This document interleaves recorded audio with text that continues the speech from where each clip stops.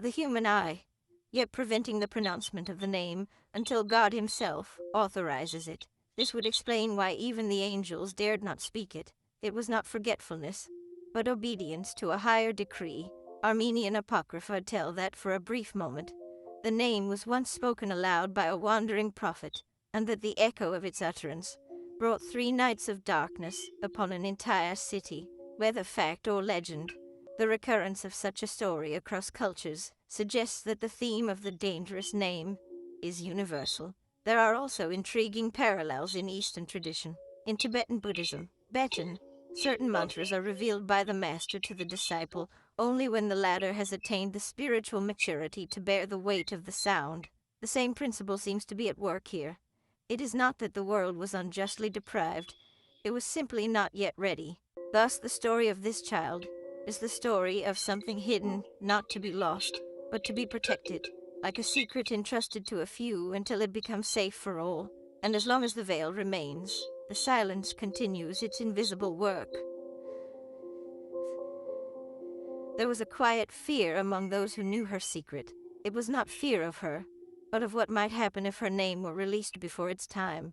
The elders remembered similar stories in scripture, like that of Samson, whose destiny began to unravel the moment his secret was revealed to Delilah. Judges 16:17. This child's name was more than identity.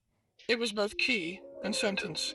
Guarding it was not merely protecting her life, but preserving the sequence of events written before the foundation of the world. Ephesians 1:4. That is why even those who loved her never dared to speak the word that named her. Some monks recorded, in now almost illegible codices, that her name was kept in the waters above the firmament, an expression that recalls Genesis 1:7.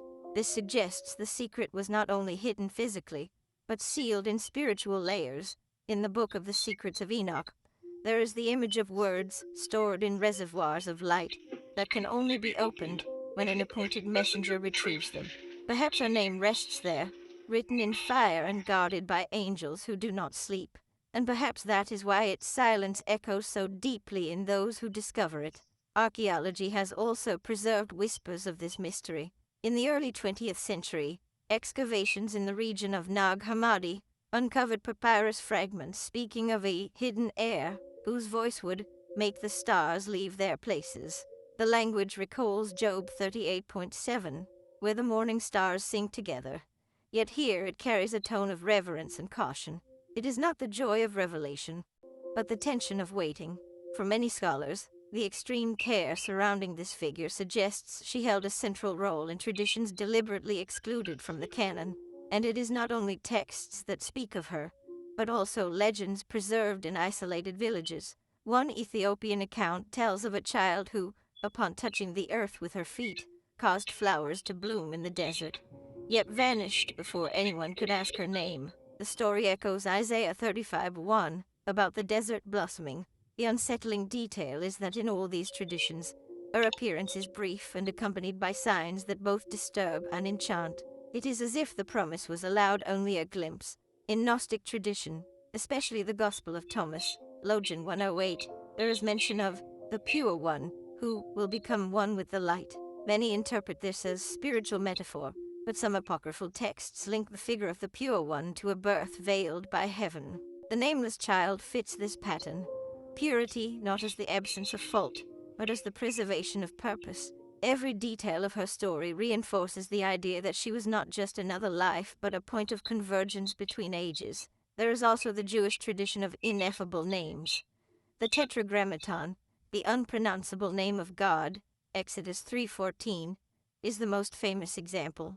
Like that divine name, the child's name was treated as something that could not be used in a common way. To pronounce it without authorization would be to profane it. This logic of absolute reverence appears in texts like the Apocalypse of Elijah, where it is said that certain names will only be heard when the final seal is broken.